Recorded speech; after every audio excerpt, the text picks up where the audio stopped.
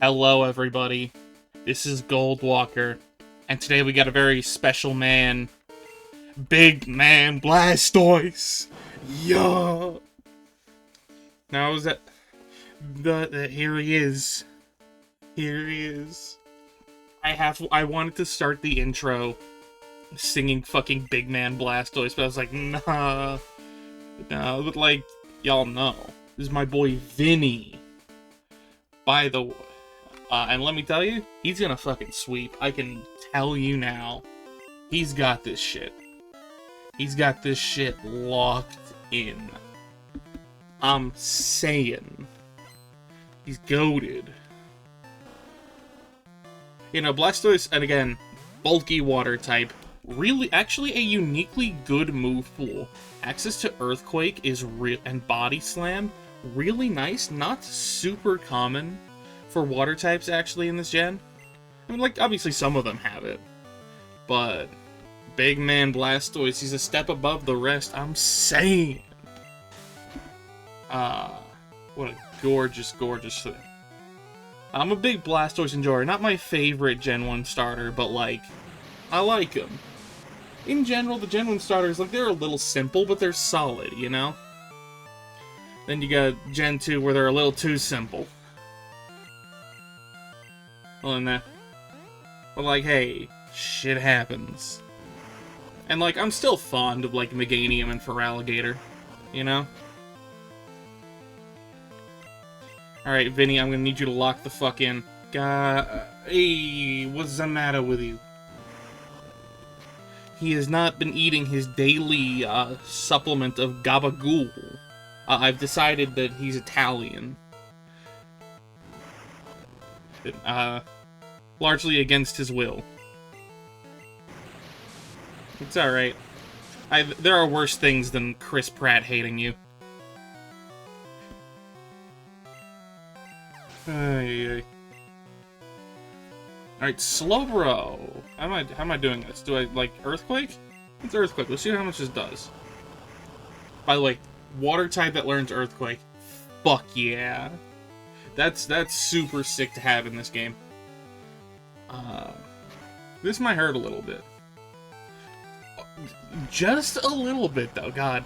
Blastoise really is just so well-rounded.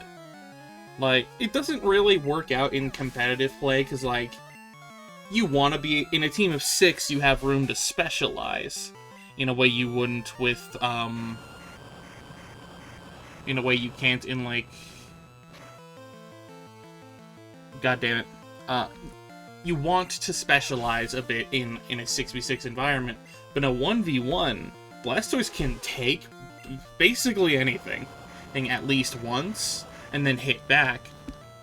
And he's fast enough that he's solidly middle of the pack in everything, and that's enough, and I actually think Vinny's gonna do pretty goddamn well in the tournament. I don't think he'll take it all. I think, like, there are some Pokemon he's just not going to be able to break, but if you're asking me, if I'm a betting man, and I am, it's a big issue. I bet him making maybe even top 32, which, like, hey, there's only like 80 entrants, so I think you only need to, like, win 2 rounds to get there. But hey, you take those. Because I'm only doing, like, the fully evolved Pokemon.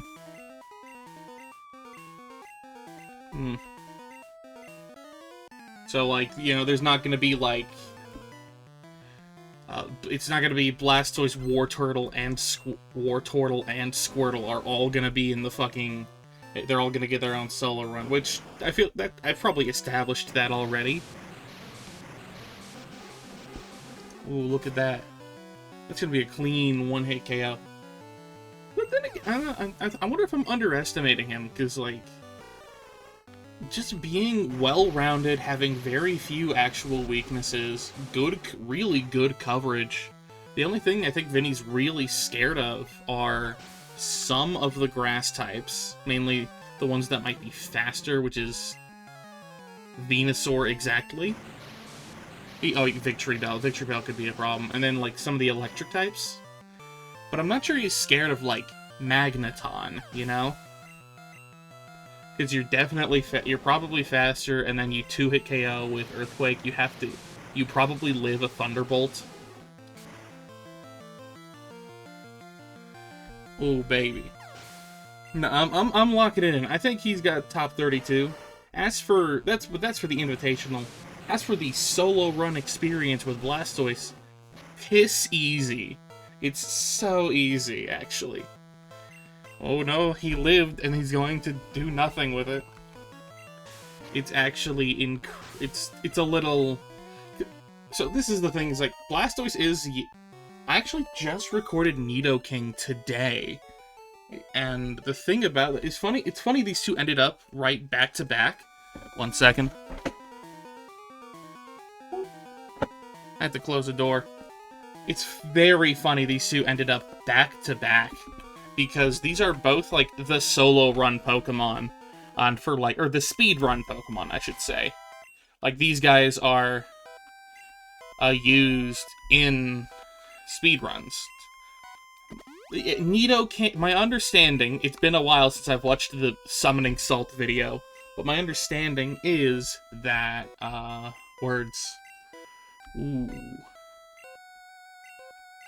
is that those two are like the meta. Nidoking is the better one, from what I can gather, but Blastoise is still like, it's something people use sometimes.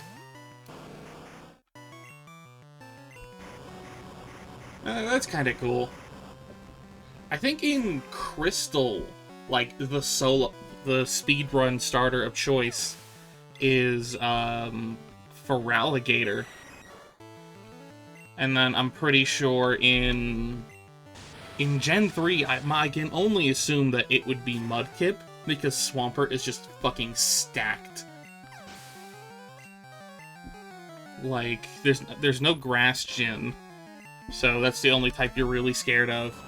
Counters to grass types are extremely common, and especially once you get Ice Beam / no, it would have to be Ice Beam, or even just you get high enough level. Are any of them even really a threat to you?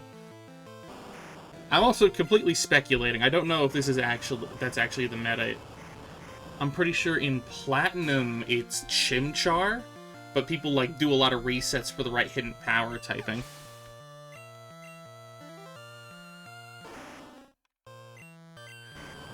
I don't know what it is. I have no idea what's going on with Black and White speedrunning or Black and White 2. No clue at all. Let's see.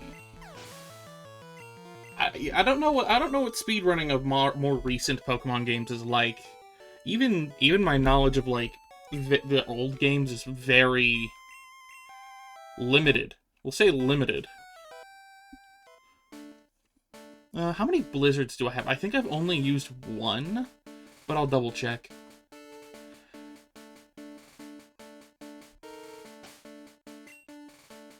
Wait, I need to check here. I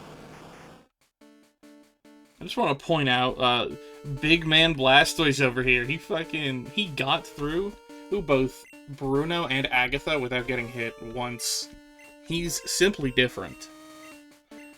You know, Venusaur will always have a place in my heart, but I cannot deny the big man has aura. Alright, this is where things are going to get a little annoying. But I'm just going to Body Slam twice, and that should be enough. Yeah, that's clean.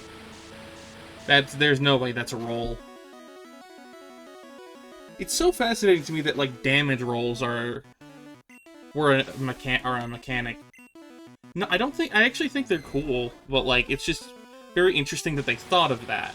I do think it does kind of create... I like that it creates a little bit of variation in how much damage things do without tipping the scale the way that, like, crits do.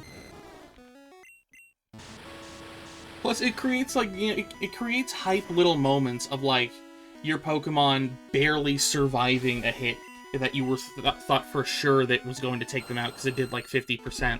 Or tense moments where the enemy barely survives something, and you're like, oh shit, you know? It's good stuff for, like, an RPG, to introduce that a little bit of variance and stuff like that. I think, like, over the course of doing this, I've really grown to appreciate, not just Gen 1, but, like, Pokemon's design, the way how do I put it? The way it plays around with RPG tropes. Oops, and the way it kind of takes them in a new direction. And I wish there were more games like Pokemon. You know, I love, like... Cassette Beasts is fucking awesome. I bought Koromon recently because it was on sale. I'm very excited to try that. I actually streamed Cassette Beasts, like... God, it must have been like a year ago. I meant to stream my entire playthrough, but I was having too much fun, so I just, like, went through most of the game. But that game's super cool. Genuinely, if you like Pokemon, but you want, like, something different, something that does something new with those kinds of mechanics, and something that's maybe built for an older audience, and, I would highly recommend Cassette Beasts. It's not... I don't think it's expensive. But that's enough about that game that does not have Big Man Blastoise. We have to talk about the game that has him. But, like... And let me... Good lord. Oh, man. He's so handsome and hype and aura. And then I'm gonna Earthquake and one-shot this Alakazam because I'm fucking goated.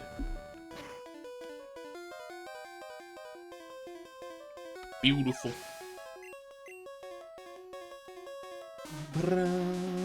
Alright, Blizzard... Nah, I got this shit. Watch the... He's gonna go down. I believe. I'm a prophet. I'm a fucking genius.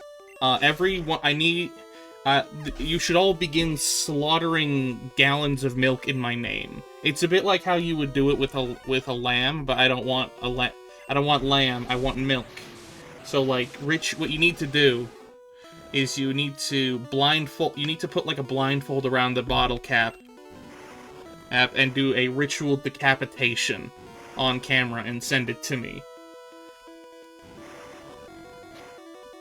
You don't actually... I'm not gonna keep this bit going. I'm not. As funny as it is.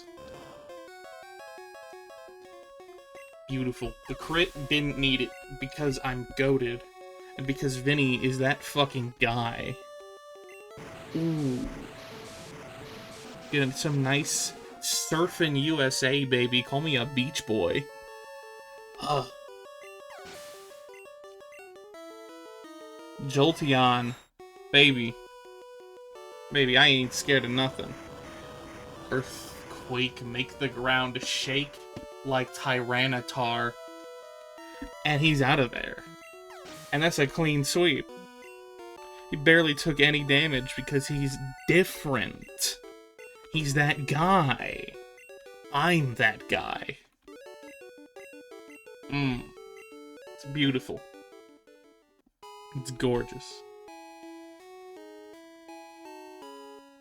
You want to get a new Pokemon League champion? Yes, I know. Well, this is the first time hearing of this, actually. I didn't know. I assumed I had, like, 5 more battles to go through. Hold on, let me fight Bruno again. I think he can do it. I think give him another try. let him get the run back. What a fucking jackass.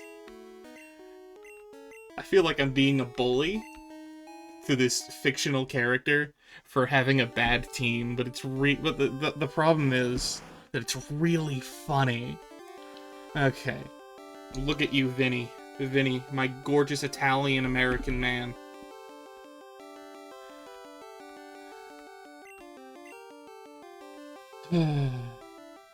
Beautiful.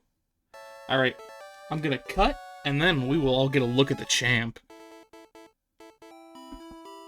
And we are back. We are so back. Vinny, my boy. Yeah. God. Can we get a round of applause in the comments for Blastoise and its contribution to the science of Pokebars? Where would Pokemon themed rap be without Blastoise? Truly. Anyway. Mm, he did it. That's gonna be it for today. If you like my handsome, sensual figure, please check me out on Goldwalker Gaming / wait, no, I fucked it up. It's so over. Check me out on Twitch. It should be linked below. I'm on Twitter, pretty more than I should, but all my stuff will be linked. If you want to see more, I got more coming. Up next is Chansey. Ooh, interesting. Okay. Thank you all very much for watching, and whether or not I see you again, take care of yourselves, and safe voyages.